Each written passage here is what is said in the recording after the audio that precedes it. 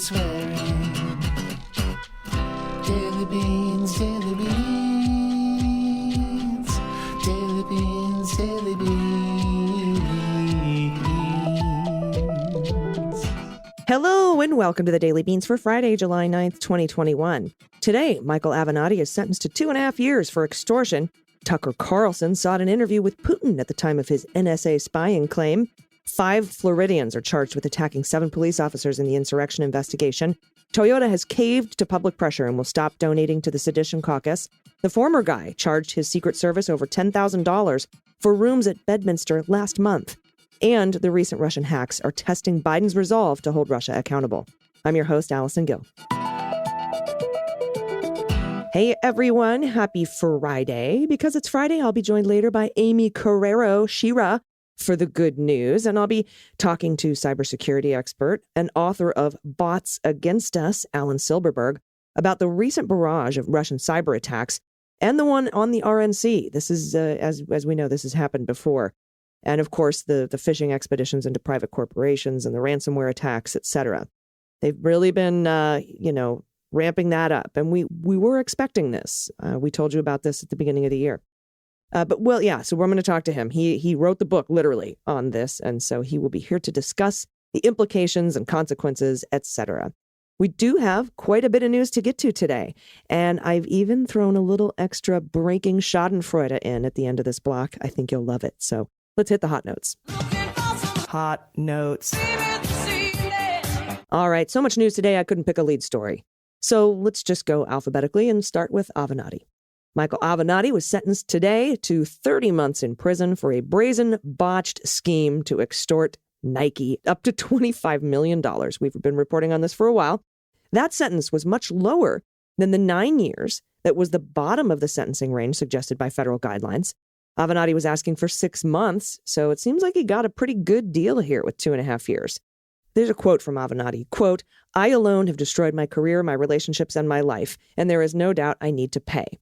That is what he said to Judge Gardeth before he was sentenced through tears. He was crying when he said that. "I am truly sorry for all the pain I caused Mr. Franklin and others." Mr. Franklin is Gary Franklin, a former client of his, an amateur basketball coach. Avenatti's sentencing came more than 3 years after he gained widespread fame and infamy for his representation of Stormy Daniels, who he was charged with defrauding by taking her book money, some of it, and spending it on his own personal shit. Daniels is one of several former Avenatti clients that he is charged with swindling in 2 other separate federal prosecutions, one of which is due to begin next week in California. With regards to the Nike case, Franklin had retained Avenatti to pursue reforms by Nike, whom Franklin had claimed was corruptly paying amateur players and their families. Avenatti then leveraged that claim in early 2019 to demand not only a settlement with Franklin, but also a more lucrative consulting agreement from Nike for him and a high-powered attorney, Mark Garagos, in exchange for avoiding a press conference in which he would air Franklin's claims. That's extortion. Avenatti warned Nike's lawyer that the claims could take $10 billion out of your client's stock market capitalization. And he says, quote, "I'm not fucking around with this, and I'm not continuing to play games." That's what he told Nike's lawyer shortly before he was arrested. And here's the scoop from Jonathan Swan at Axios. Tucker Carlson, was talking to U.S.-based Kremlin intermediaries about setting up an interview with Putin shortly before the Fox News host went on his crazy rant about the National Security Agency spying on him. Those sources said the U.S. government officials learned about Carlson's efforts to secure the Putin interview.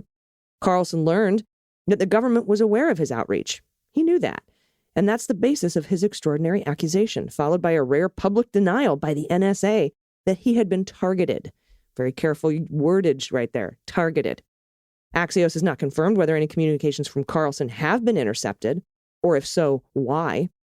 Carlson told his roughly 3 million viewers on June 28th that the day before, he had heard, quote, from a whistleblower within the U.S. government who reached out to warn us that the NSA is monitoring our electronic communications and is planning to leak them in an attempt to take this show off the air. Carlson said his source, quote, who is in a position to know, repeated back to us information about a story that we were working on that could have only come directly from my texts and emails. It's illegal, he says, for the NSA to spy on American citizens. Things like that should not happen in America, but unfortunately they do happen. And in this case, they did happen. The NSA said in a tweet the next night the Carlson show went on the air that his allegation is untrue.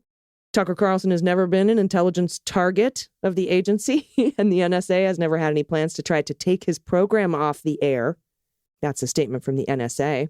Now, I'm all for freedom of the press. You know that. But if your communications are with bad foreign actors, your shit could be swept up, especially if you're pushing Russian propaganda on your show that has the potential to kill thousands of Americans. But I don't think that's why his stuff got snatched up. Journalists routinely reach out to world leaders, including the leaders of countries that are not allied with the United States, to get interviews. And it's not unusual to first reach out through unofficial intermediaries rather than to go through the leaders' official press offices. Numerous American journalists have interviewed Putin in recent years, and none have faced professional repercussions. Quite the contrary, Chris Wallace got a Fox News its first Emmy nomination for his 2018 Putin interview.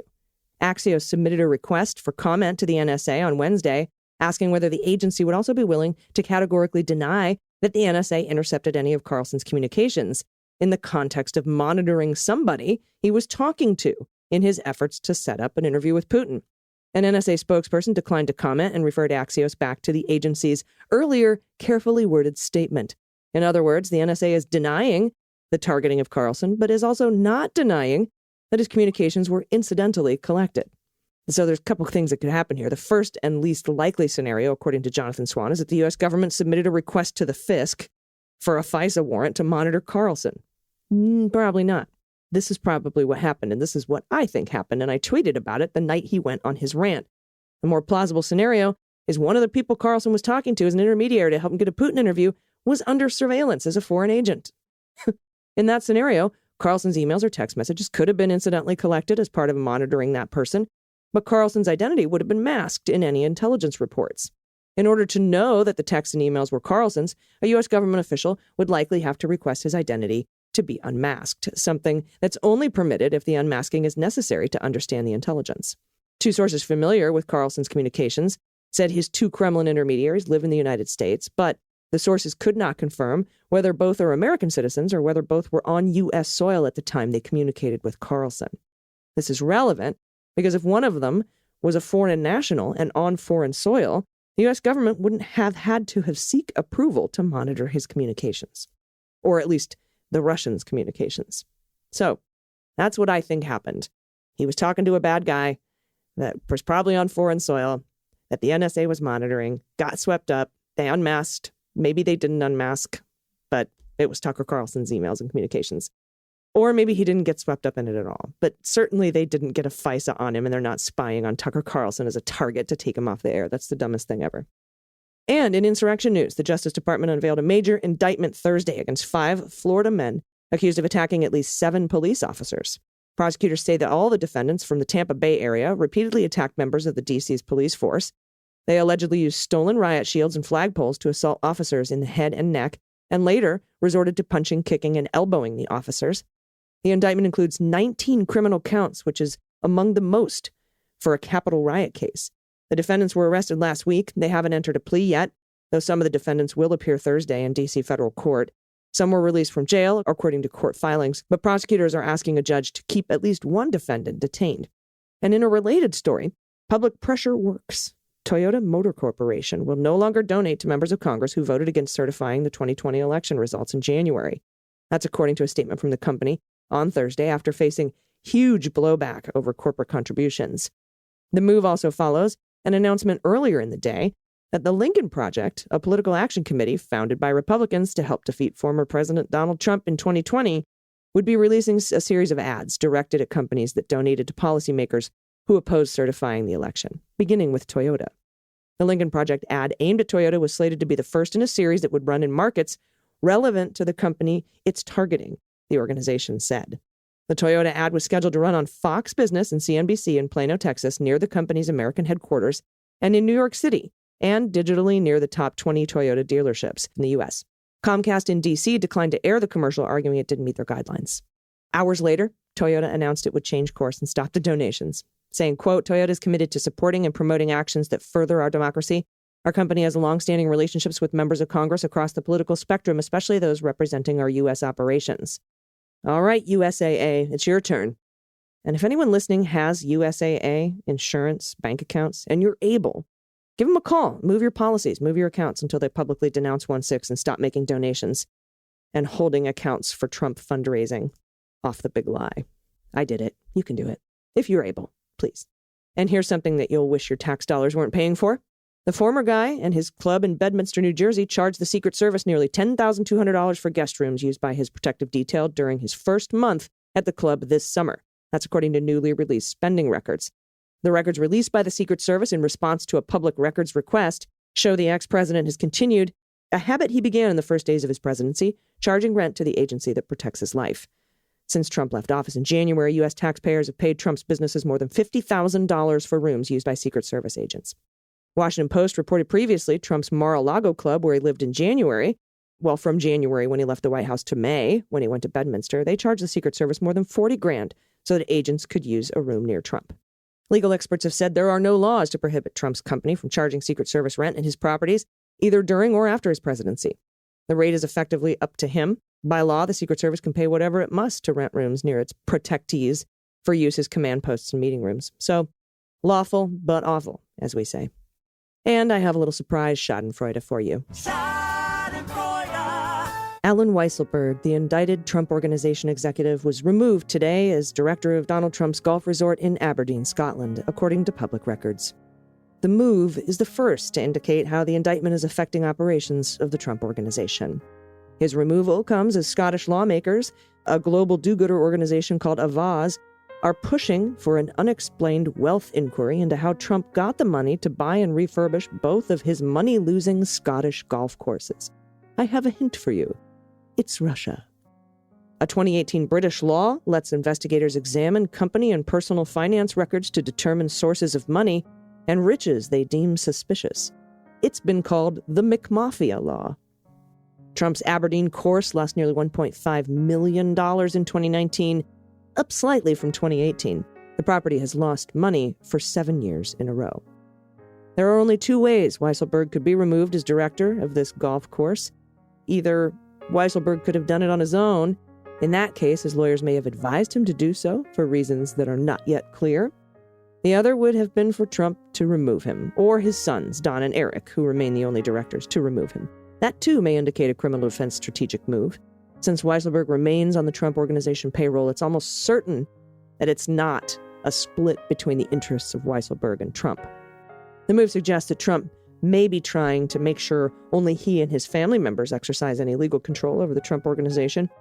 Removing Weisselberg would not block or limit any Scottish inquiry or the investigation by the New York County District Attorney's special grand jury.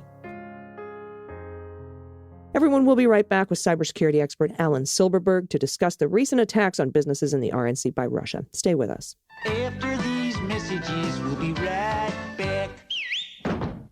Hey everybody, it's AG, and today's episode of The Beans is brought to you by Magic Spoon, my favorite food. If you've ever had heated arguments about the best brand of cereal as a kid, or you got into a fight with a sibling over the last bowl, Magic Spoon is for you. Cereal was always my favorite food growing up. Used to sit down in front of Tom and Jerry, which was in prime time at the time, eat a bowl of my favorite cereal, drink the delicious milk afterwards, but I've had to give it up as an adult because of all the sugar and carbs and junk. That is why I love Magic Spoon. They are here to save the day. It tastes exactly like the regular cereal from your childhood, but it's super nutritious. They have 0 grams of sugar, 13 to 14 grams of protein, 4 net grams of carbs, and 140 calories in each serving. And it is keto-friendly, gluten-free, grain-free, soy-free, low-carb, and GMO-free. And you can build your own box. Available flavors to build a custom bundle are cocoa, fruity, frosted, blueberry, cinnamon, and peanut butter. I love the great new flavors, and combining them is amazing. I like to mix cocoa with peanut butter because it's like a peanut butter cup. So go to magicspoon.com/dailybeans to grab a custom bundle of cereal and try it today. And be sure to use promo code dailybeans at checkout to save $5 off your order. This offer is now good anywhere in the US or Canada, but only when you use our code at checkout. And Magic Spoon is so confident in their product, it's backed with a 100% happiness guarantee. So if you don't like it for any reason, they will refund your money, no questions asked. Remember, get your next delicious bowl of guilt-free cereal at magicspoon.com/dailybeans and use code dailybeans, all one word, to save $5 off. And thanks to Magic Spoon for being so delicious and for sponsoring the episode. Hey, everybody. Welcome back. So the recent breach of the Republican National Committee, RNC contractor by Cozy Bear, and the recent global ransomware attacks by groups of Russian hackers or hackers in Russia, occurred just weeks after the recent U.S.-Russia summit. And I think it will be testing Biden on his resolve to hold Russia accountable. And joining me today to discuss the implications is the man who wrote the book on this, cybersecurity expert and author of the book, Bots Against Us, the Ongoing Information War Against the United States. Please welcome Alan Silberberg. Alan, hello. Hi, thank you very much for having me today. Thank you for joining me. We've got so much going on right now with recent attacks and less than recent attacks, but there's been quite a few since the Biden administration took over. And then, of course, we have the entirety of 2016 going forward.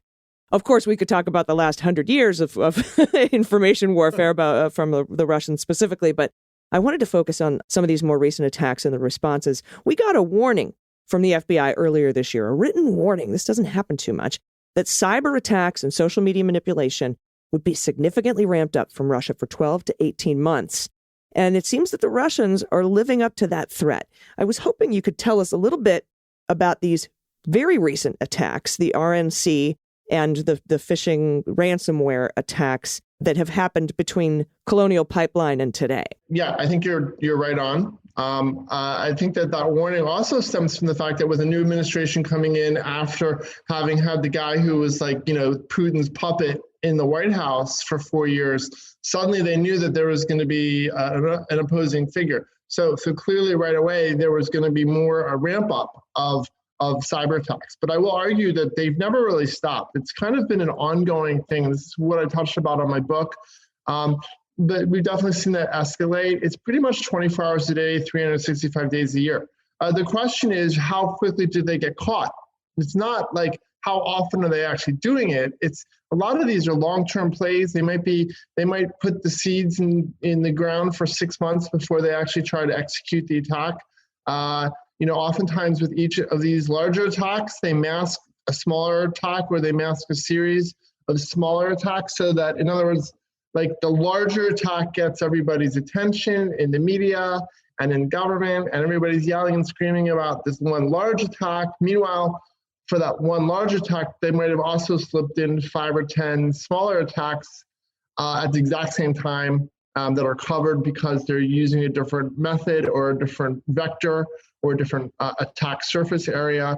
But they use that larger attack as the way to divert everybody's attention, basically so often those secondary attacks are more lethal because they're the ones where they're really targeting the information, the private information or the data that they're seeking. Whereas the larger attacks often are about ransomware and getting press attention, driving up the price of Bitcoin, et cetera. Yeah. And talking about, you mentioned these vulnerabilities and, the transition. Transitions generally make us more vulnerable to these types of attacks because if people are leaving and going, it's like, you rob a bank when they change the shift of the security guards. But a lot of these recent attacks, and I'm particularly thinking of the Colonial Pipeline attack and probably these other recent attacks, ransomware attacks that just happened this past week, we seem to be very ill prepared, at least in private industry, but also in other ways, we're ill prepared. And I was hoping you could talk a little bit about that preparedness, but also about how COVID has made us more vulnerable to these attacks. Let's start with the COVID piece. COVID, as we all know, or at least most people who are conscious, it's a global problem. It's happening in all these countries. It is making people sick. People are dying. There's no joke about it. I mean, there's no reason not to get a vaccine. Let's just start with that. Secondly, the problem with it is that it's almost like there's two viruses, okay? There's the virus that we all hear about and read about.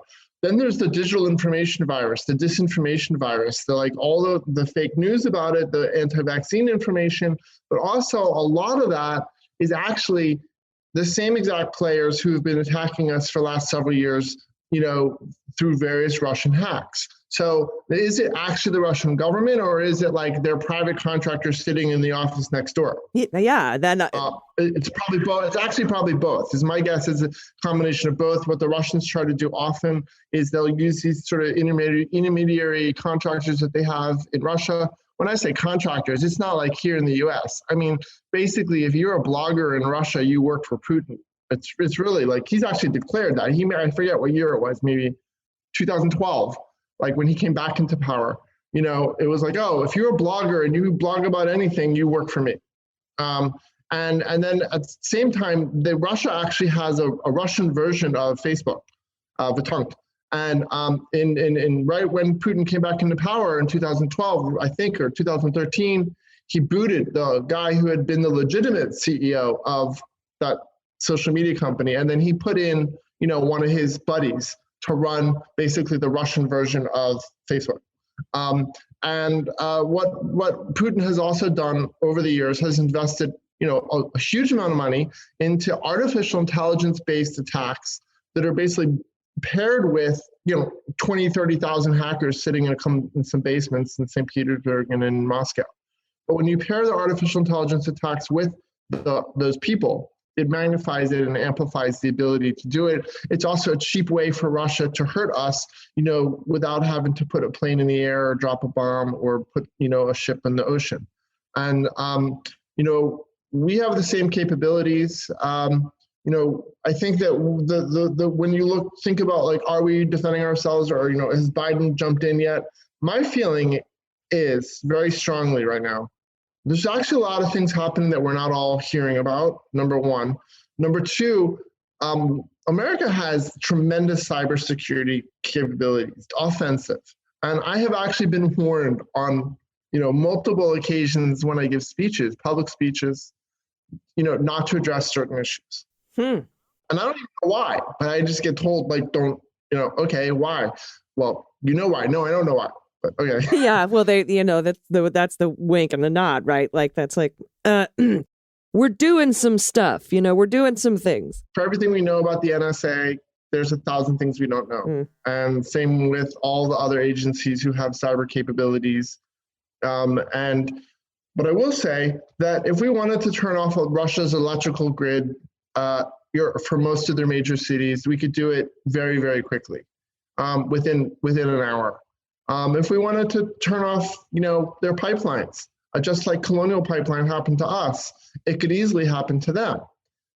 If you look at what happened with Iran and their nuclear research facility, and Israel and the U.S. combined to create something that was basically walked into the facility by someone carrying a USB stick. They put it in the computer, and all the centrifuges in the Iranian facility died. Now, was that a U.S. attack? Was that an Israeli attack? No one ever knows, right? But I think if you look at Stuxnet, we clearly have the capability to do the exact same kind of stuff they're doing to us, if not more so, because their economy and their infrastructure is even more antiquated than ours. Yeah, but America is very weak right now. To answer your earlier question, and I think it's really important that people understand this. This gets into local politics, and this gets into like state and federal differences between power.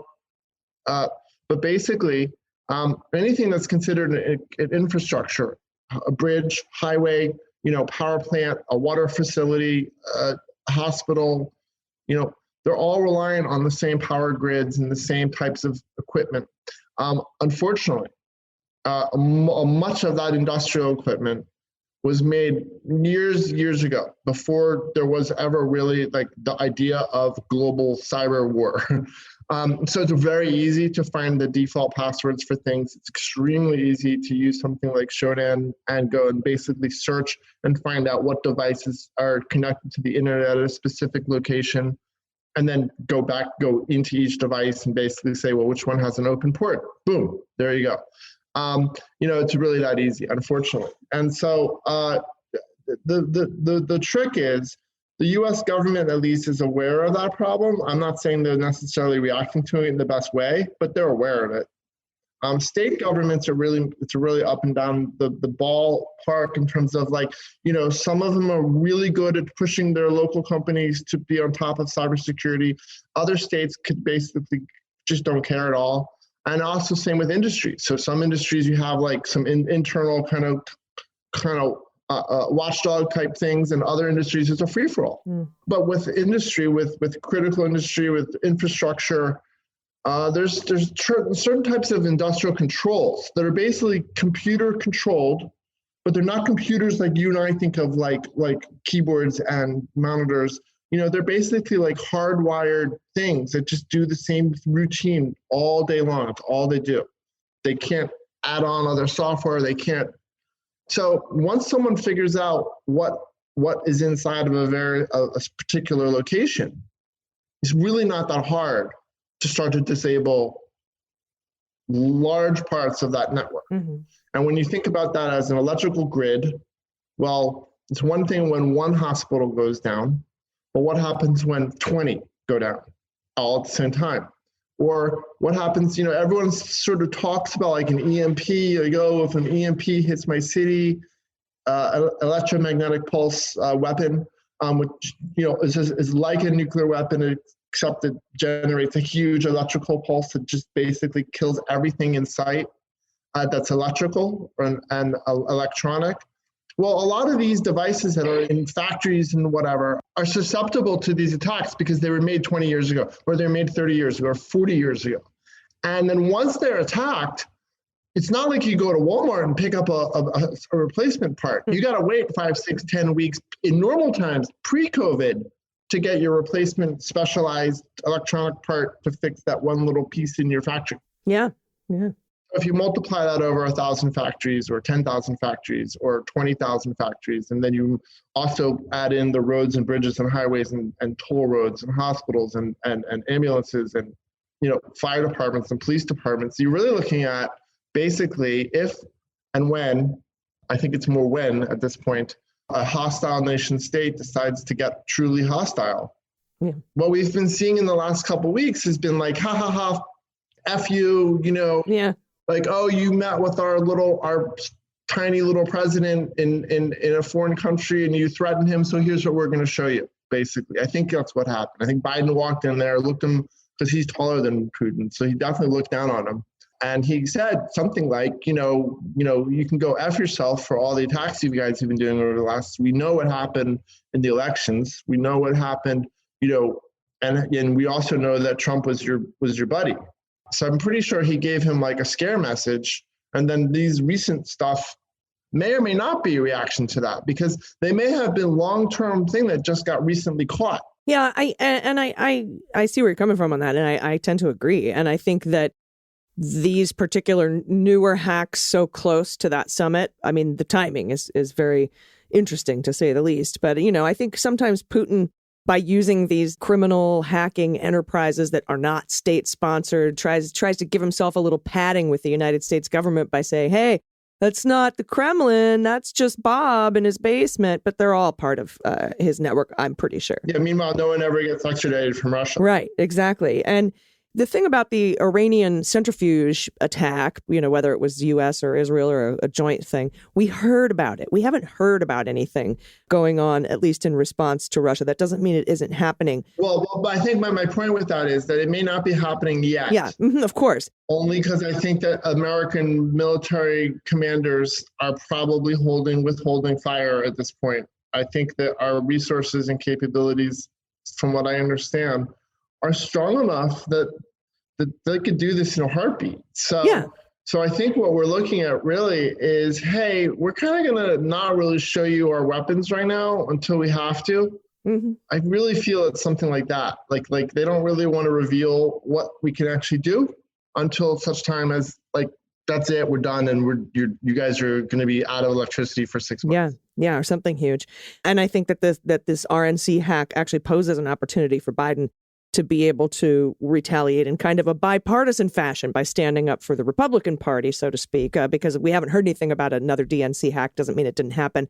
And I want to ask you about this RNC hack and the previous one or ones. But I do have to take a quick break. Will you stay with me? Yep. Great. Thank you. Everybody, we'll be right back. Hey, everybody, it's Allison for the Beans. I was supposed to get zit clemency at my age, but I haven't received it yet. So in the meantime, a lot of people have home remedies for acne, but that is never good. It doesn't work, and worse, it can damage your skin. And that is why I love Apostrophe. Okay, Apostrophe is a prescription skincare company, science-backed. They offer science-backed oral and topical medications that are clinically proven to help clear acne. Apostrophe connects you with a board-certified dermatologist who will create a personalized treatment plan that's perfect for you and your unique skin. You just fill out Apostrophe's online quiz about your skin goals and little couple questions about your medical history, snap a few selfies, and your dermatologist will create your customized treatment plan. It took me like a couple of minutes online to do this. It was so easy and fast. And they treat acne. They can also help with wrinkles, dark spots, and redness. My personal skincare goals as an adult is to avoid acne first and foremost. And then, of course, little help with the fine lines and wrinkles and some dark spots too. And I love Apostrophe because I get the real dermatologist, board certified. The plan was tailored just for me. It's all online. It takes a couple of minutes. It's quick and easy. I didn't even have to schedule an appointment. And best of all, I didn't have to go to the pharmacy to wait in line and get meds. They sent them directly to my house. And the prescription medications feel great. They absorb nicely. They're nice and light. They're wonderful feeling. And we have a special deal for you. You can save $15 off your first visit, making your first visit with a board-certified dermatologist at Apostrophe only $5 by going to apostrophe.com/beans and use code BEANS. The code is only available to you. So to get started, just go to apostrophe.com/beans, click begin visit, then use our code BEANS to sign up, and you'll get $15 off your dermatology visit. That's apostrophe apostrophe.com/beans. And don't forget code BEANS to get your dermatology visit and save $15. And we thank Apostrophe for sponsoring the show. Everybody, welcome back. We're talking with Alan Silberberg, cybersecurity expert, author of the book Bots Against Us, the Ongoing Information War Against the United States. And Alan, before the break, I was talking about, I mentioned the RNC hack. That is a recent development, at least it's being recently publicly reported.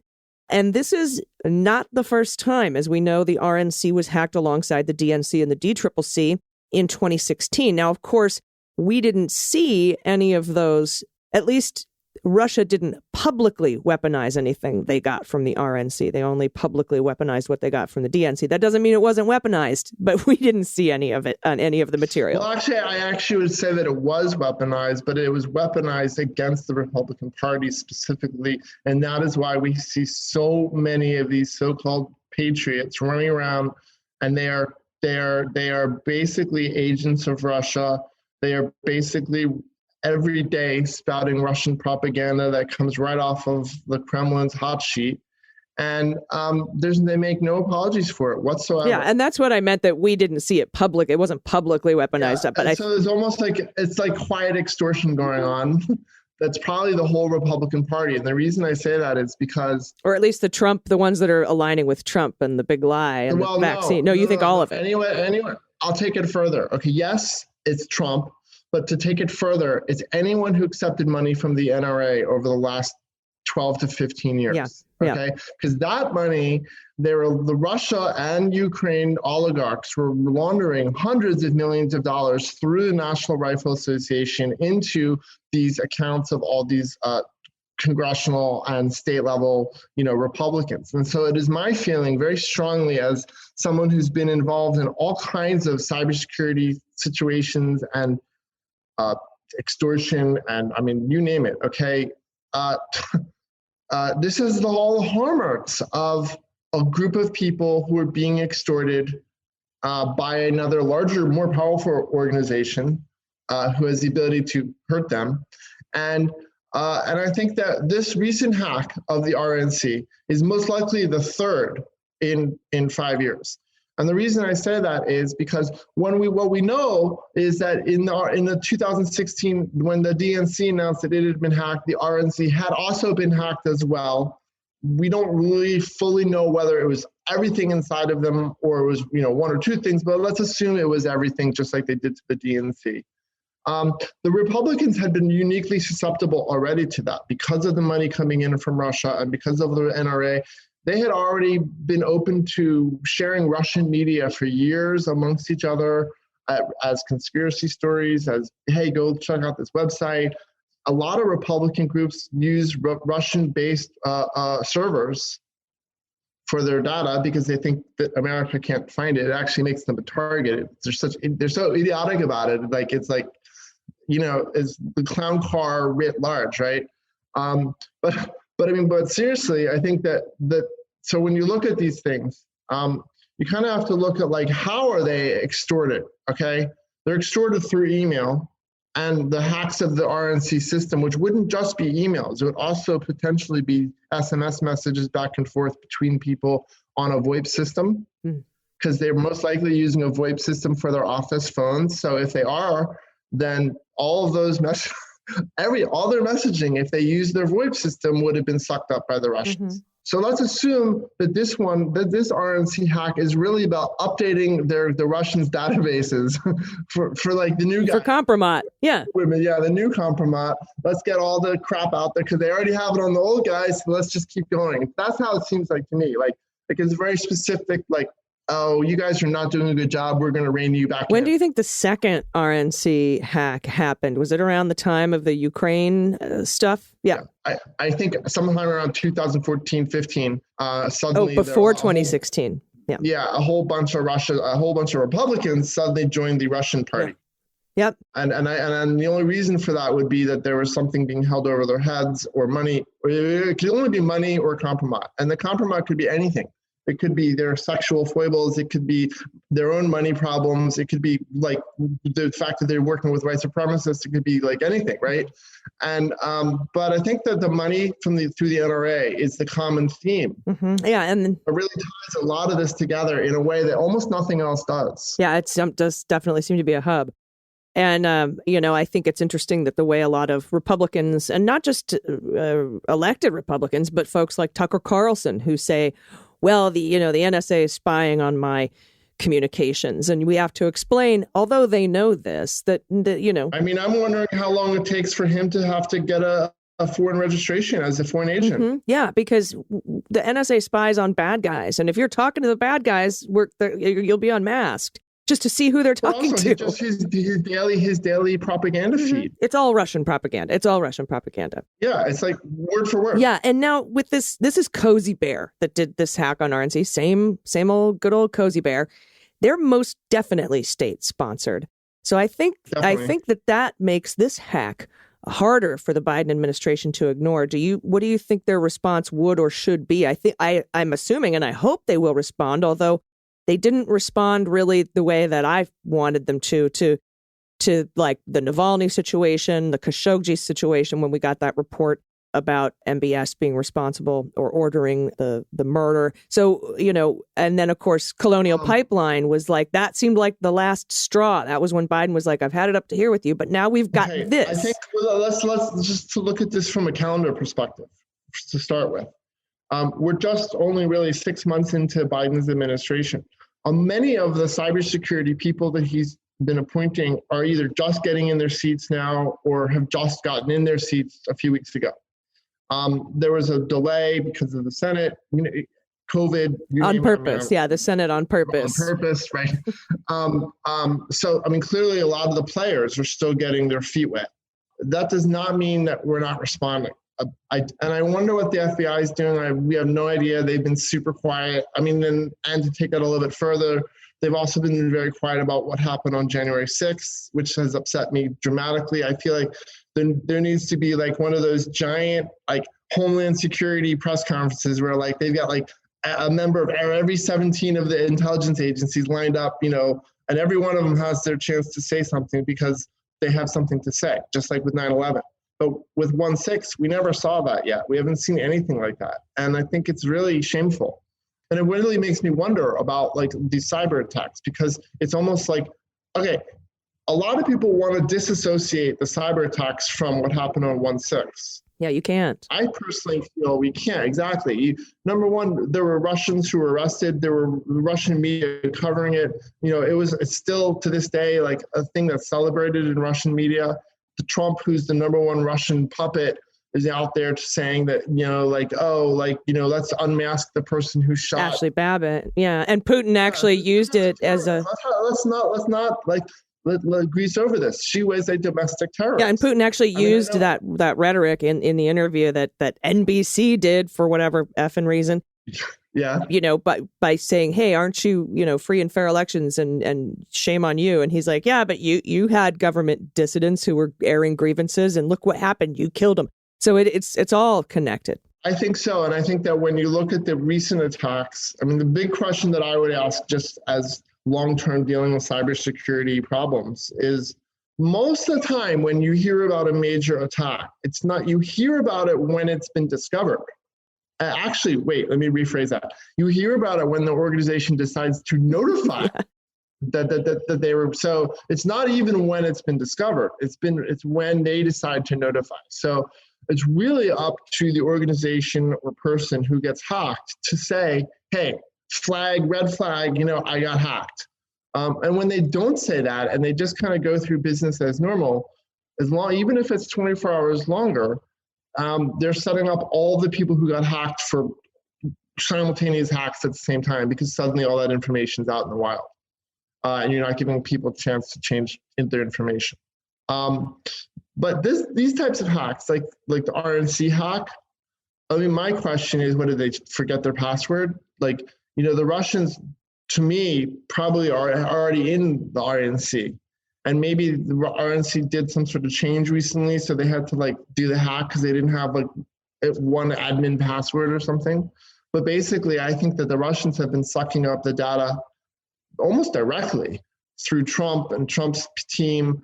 I mean, if you look at the whole Alpha Bank server and you go all the way back to that, pinging, on an hourly basis for months at a time, there was a reason for that.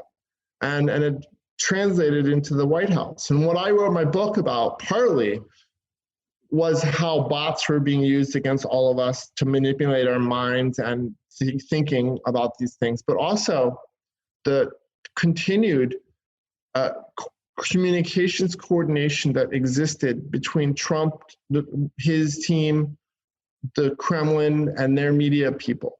And when I say communications coordination, you're a veteran, if I recall. Yes. Yes.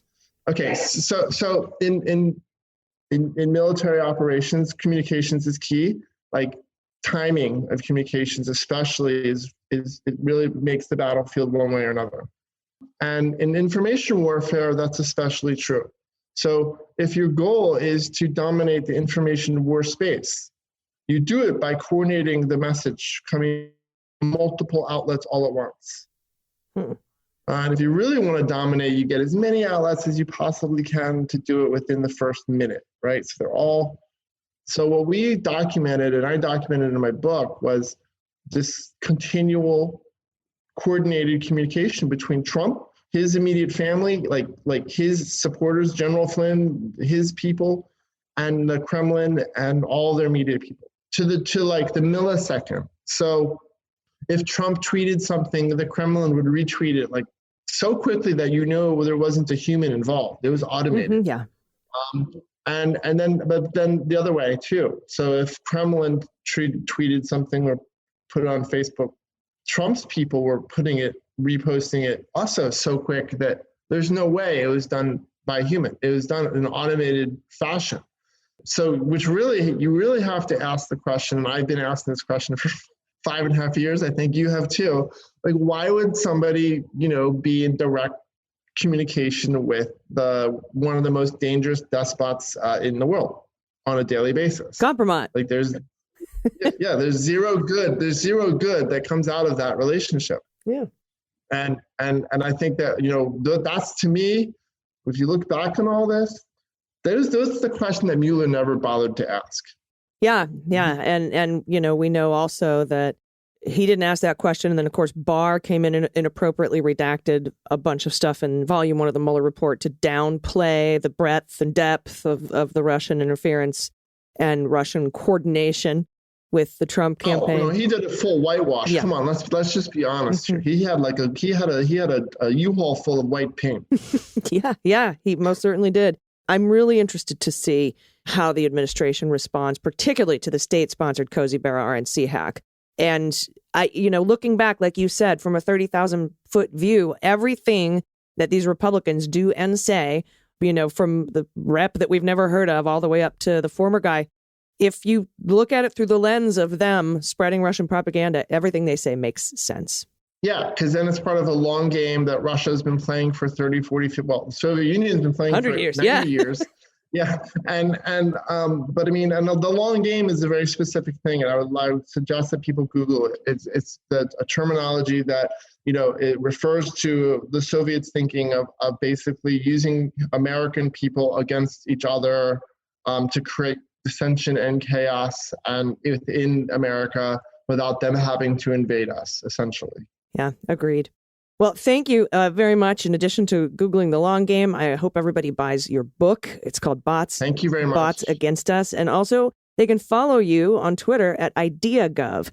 And I think we'll be getting really important and good updates and information from you as we face this particular 12 to 18 months of massive onslaught, cyber attacks, but also how we're going to cope with this looking into the future. Well, thank you very much for having me. And I think everybody should put their seatbelts on and buckle up because it's definitely not over. I think that's literally what the FBI said in their memo. I think it literally said seatbelts. All right. Thank you very much, Alan Silberberg. Everybody stick around. Thank you. We'll be right back with the good news. Hey, everybody, it's Allison for the Beans, and I have an amazing recommendation for simple, straightforward self-care that doesn't add stress to your routine. It's Caliper CBD. Taking care of yourself doesn't need to add to your worries, and Caliper CBD is amazing. I've noticed a marked improvement in my stress levels, my overall sense of calm, and I've had less pain and soreness after workouts, and I'm even able to fall asleep easier. And the best part about Caliper CBD is I get all the benefits without changing my routine. Caliper is so convenient, they've created an easy-to-use, more effective CBD powder, which is the only clinically proven fast-acting CBD. Rather than taking oils or tinctures that you have to hold under your tongue and taste bad, Caliper has created this amazing powder that dissolves it tasteless in water and food, and it delivers 30 times more CBD in the first 30 minutes versus oil, so you can get all the benefits fast, while some CBD oils can take over an hour. Caliper CBD was developed by food and science experts with decades of experience, and it's rigorously tested at each step of the process for purity and quality. There's no weird taste, no oily residue, and like I said, it mixes easily in food and drink because it's not oily, so I put some in an after-workout protein shake. It's amazing. It's helped me calm down and relax, even when stress gets really overwhelming, but Caliper is always THC-free, so I can feel better without the disorienting high, and I've had such a positive impact with it, my friends and family have noticed. It's all natural, vegan, non-GMO. It comes in 20 milligram packets, so you know exactly how much you're taking. It's free of fillers, free of added chemicals and artificial flavors. And you can get 20% off your first order when you use promo code DailyBeans at trycaliper.com/dailybeans. So we have the URL, trycaliper.com/dailybeans, and use the promo code DailyBeans, all one word. You can try it risk-free for 30 days, and if you don't love it, they'll give you a full refund. That's trycaliper.com/dailybeans, and don't forget promo code DailyBeans for 20% off your first order. Today's show is also brought to you by Truebill. How many unknown subscriptions do you have out there that are being monthly charged to you that you just don't even have any idea about? That has ended for me because I found Truebill. They help me simplify my life and my whole budget, actually. Truebill is the easy-to-use app. It's the smartest way to manage your finances. They have a variety of tools to help customers improve their financial stuff, and Truebill lets you review your recurring charges in one place and cancel them directly through the app. 80% of people have subscriptions they've forgotten about. 80%. Me included. And those subscriptions add up every month, and sometimes we don't notice the monthly deductions from our bank accounts. But Truebill makes it simple to create a monthly budget and expense, track and evaluate savings goals, and you get automated savings when you choose how much to put away weekly, and you can get push notifications when you're getting close to going over your budget. I love it. And with Truebill, you can easily identify fraudulent activity. Truebill offers multiple ways to save money and allows you to work with many of the nation's top providers to negotiate and lower your bills, including AT&T, T-Mobile, and Spectrum. With bank-level security, Truebill helps you feel good about your finances, and they've saved their users more than $50 million. With over 1 million users, read their rave reviews at Truebill.com. The average person saves $720 a year with Truebill. So get started today at Truebill.com/beans. Take control of your finances, start counting your beans, and start saving at Truebill.com/beans. That's Truebill.com/beans. Hey, everybody, welcome back. It's time for the good. I am joined by actress extraordinaire, voiceover work, just the most delightful person you'll ever meet in Hollywood, I'm sure. Her name is Aimee Carrero. How are you? Hello, I'm great. How are you? Good. I'm happy to be back. It was kind of weird last Thursday not to have any AG in my life. Yeah, I missed the news. Like I didn't stop as much. It didn't stop. It was it was crazy actually. But the thing I missed is reading the good news with y'all. That's like well, we're back, baby. Indeed, we are. And if you have anything you want to submit for good news, confessions, corrections, misheard song lyrics, shared swears, find the cat, happy places. We have so many games. What the Mutt, Town Twisters, Louis Gohmert is dumb, limericks, whatever you have. If you want to start a new game, clearly we're down. So just send it to us at dailybeanspod.com and click on contact. And that is how you will hear yourself read on the air. First up from Anonymous, Amy, pronouns she and her. Misheard lyric, kinda. When I was in elementary school, I thought the Pledge of Allegiance ended with liver, tea, and justice for all. I spend a lot of time wondering why anyone wanted liver tea. how liver tea was provided to all. I mean, did the government send out a box of liver tea bags, or was there a special liver tea dispensing place? And whether my parents were hogging the liver tea that was supposed to be for me because I never had any, or maybe liver tea was like my dad's beer and only for grown-ups. Oh, man. As my pet tax is paid by Abby, found on Adams Boulevard in Los Angeles. And the best fluffer butter ever. Look at this baby. Oh, my God. Look at the baby with those eyeballs. That's a cute little munchkin. And the little head tilt with the little emo hair flip coming over the side. I can't believe that anybody left that dog out. I know. Just, well, that's hilarious. And I'm very glad it's not liver tea, because really I'd be out. I'd be totally out. Yeah. I'm like, I don't want your liver tea or your democracy. Okay, next up. We've got Lisa, pronouns she, her. After a terrifying few weeks with lots of tests and hospital procedures, I found out today that I do not have cervical cancer. Woo! That's great news. For Guess the Mutt, I've attached a photo of my pod pets, Ranger and Daisy. Ranger is obviously a black lab. Yep. But can you take a guess about Daisy? Thank you for making me laugh when I didn't think I could. Oh, Lisa, I'm so happy that you got some good news. Lisa, that's so great. And high five. I've been cervical cancer free for 27 years. So amazing. High five to you. That's amazing, amazing news. And what a load off your mind that must be. And these, I imagine these doggos were there for you every step of the way. Wow, that's a cool, they're both beautiful. Daisy is interesting. I still think Daisy has to have some lab, right? Because look at those faces. They look alike. Yeah, lab, pity, maybe healer. Oh, what is that? It makes spots. Oh. The spotty dogs. And then there's probably like something Samoyed or Chow Chow or something that doesn't make any sense. Always the Chow Chow. Always. Daisy is a German short-haired pointer lab. Oh, I should have known the German short-haired pointer. Oh my God, wow. Okay, I got to look up a German short-haired pointer. They also have spots, yeah. Oh, beautiful. Such a lovely doggo. All right, next up from Adrian, pronouns she and her. Double-ended dildos are as American as apple pie. Brought back a memory. The CBC, Canadian Broadcasting Corporation, hosted a contest to see what the Canadian equivalent was. As Canadian as blank. The winner was... Oh, boy. As Canadian as possible under the circumstances.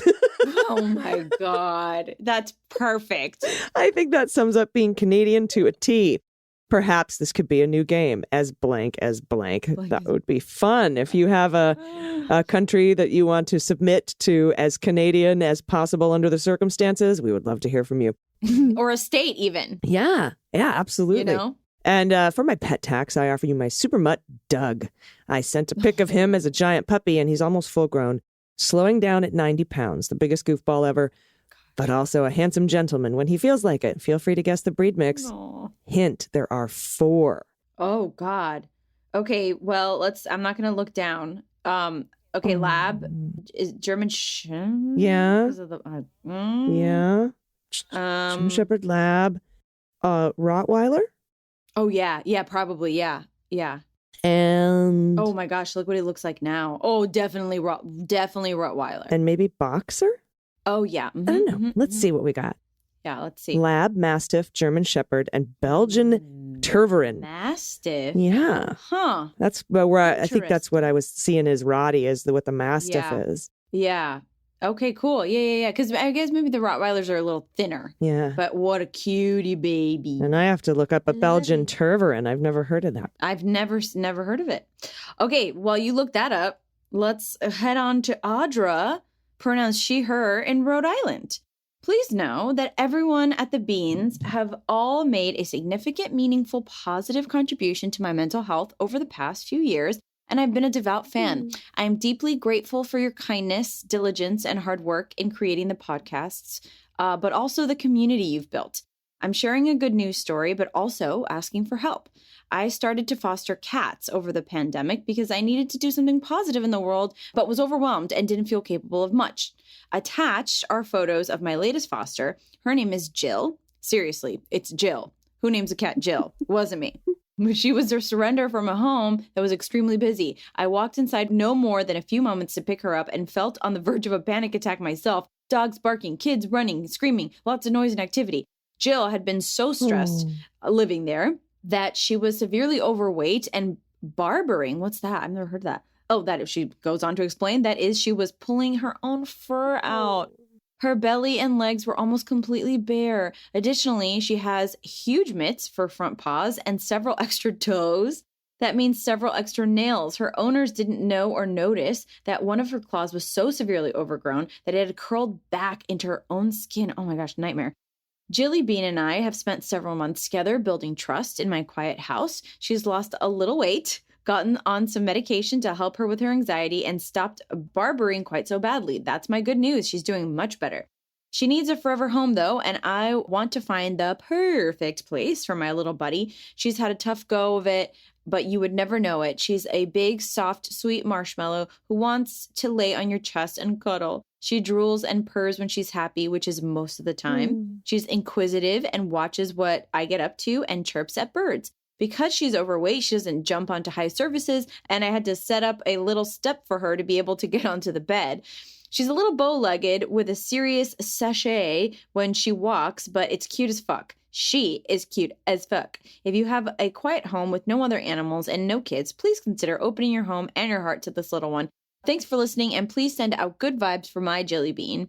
And there's a pet finder link on here. Yeah, we'll put it in the show notes so that you have it. Oh my gosh. Look. She's a beauty. Oh, she's got so much personality too. Hey. Oh, what a beautiful cat. Hey, girl, oh, wow. hey. Well, I would immediately take Jilly, but you know I have my 2 boys, so if she doesn't do well with other pets, anyone who's interested in Jilly, we'll have this pet finder link in the notes for you, in the show notes. Yes. Oh, what a honey. I love polydactyl Such a kitties too. She's got thumbs. It's so cute. Huh? All right, next up from Owen, pronouns he and him. Pronounce the town. Hello, Beans Queens. I'm from New Zealand and I live in Australia. So there are plenty of Maori and Indigenous Australian place names I could throw at you. But even better are the allegedly English place names. Yes. My partner, who is from LA, and I live near Melbourne, which of course is pronounced Melbourne. Yep. Just up the road is the town of Guildford, which is pronounced Guildford. In the other direction is Fynsford, which is Finesford. And hilarious. Anarchy, which is pronounced exactly like anarchy, but without the R. Anarchy. Okay. Anarchy. Okay. This degree of mispronunciation drives my partner insane. For pet tax, I have a pic of Ronan, the dog, and his new best friend, Chimichanga. Want to take a guess at Ronan's breed? Thanks so much for using your light to brighten so many days, even as you turn your light into dark places. Oh. Oh my. Oh, wow. Okay, there's a reveal in this photo. I didn't see it until I scrolled down. Oh. Wow. Look at that baby. That is a Samoyed Pomeranian. I don't know. I definitely Pomeranian. Japanese. Can you imagine how small the cat is if that's the size of a Pomeranian? That's a Japanese Spitz, my friends. Oh. Wow. Oh, I've never seen a Japanese Spitz in person. Or maybe I have. What a beautiful Also, pup. this is crazy. I've been to Australia and to Melbourne, and that was like one of the first things I noticed because, you know, there's Melbourne, Florida, which is, you know, not close to where I grew up in Miami, but like is a place people know. So I was like, oh yeah, we're in Melbourne, and they're like Melbourne. So I'm glad to know it drives someone else crazy too. Mm-hmm. Yep. So cute. Okay. All right. Ah, Amy's Court. Dun dun. One case on the docket. Lemon v. Lime. The Wolf Pack. Hey, Beans fam. Longtime listener, first-time writer. I've got a case for Amy's Court. Me and my wife have been arguing over the color of lemon lime Gatorade for about a decade now with no end in sight.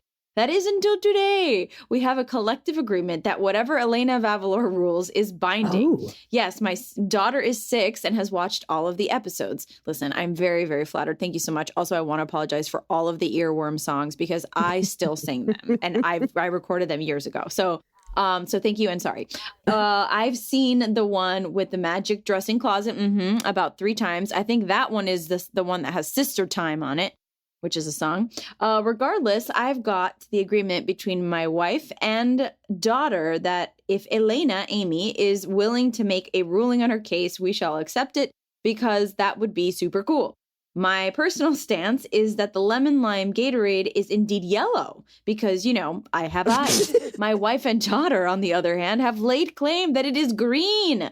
We've asked many friends for outside opinions, but we remain dug in on our stance. So for once and for all, Aimee's Court, would you please make an unappealable ruling so we can continue on with our life? Okay. This is, oh, wow. Now that you mention it, I want to say this is a neon yellow.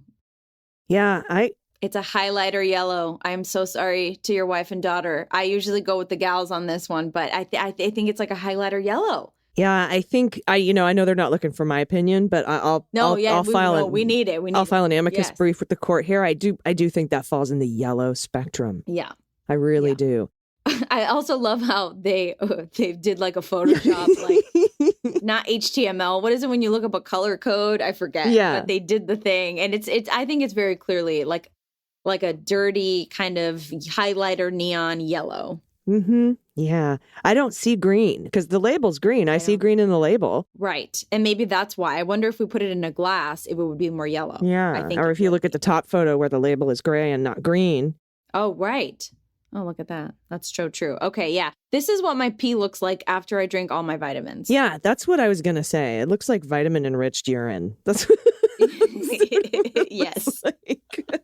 It's exactly what it looks like. Oh, man.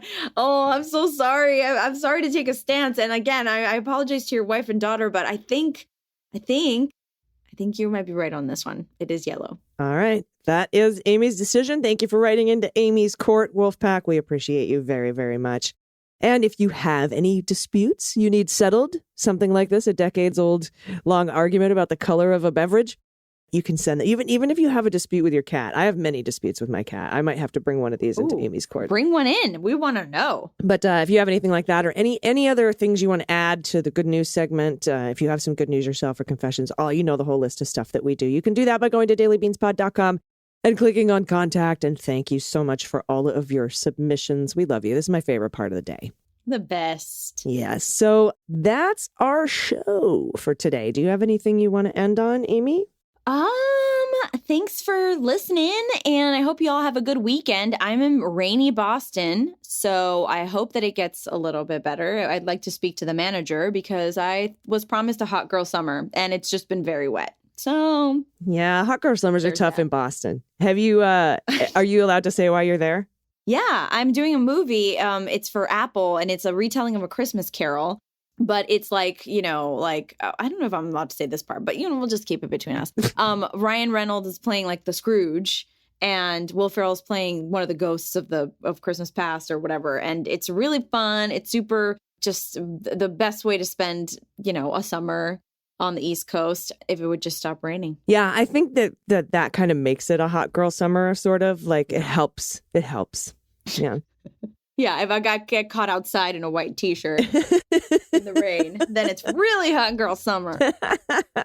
Awesome. Well, that's amazing. And please tell my good friends, Will Ferrell and Ryan Reynolds, I say hello. I will. I'm kidding.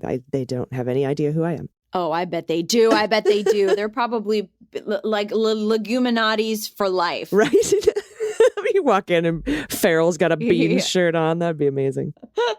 Everybody until Monday. Everybody, please take care of yourselves. Unless you want to tune in on Sunday for Mueller, She Wrote. I'm going to be talking with Robert Denault about some recently released Mueller letters that no one's reporting on except me, I guess. So if you want that information, you can check out Mueller, She Wrote on Sunday. And everybody else, please take care of yourselves, take care of each other, take care of the planet, and take care of your mental health. I've been AG. And I've been Aimee Carrero. And them's the beans. The Daily Beans is written and executive produced by Allison Gill with additional research and reporting by Dana Goldberg and Aimee Carrero. Sound design and editing is by Desiree McFarlane, with art and web design by Joelle Reeder with Moxie Design Studios.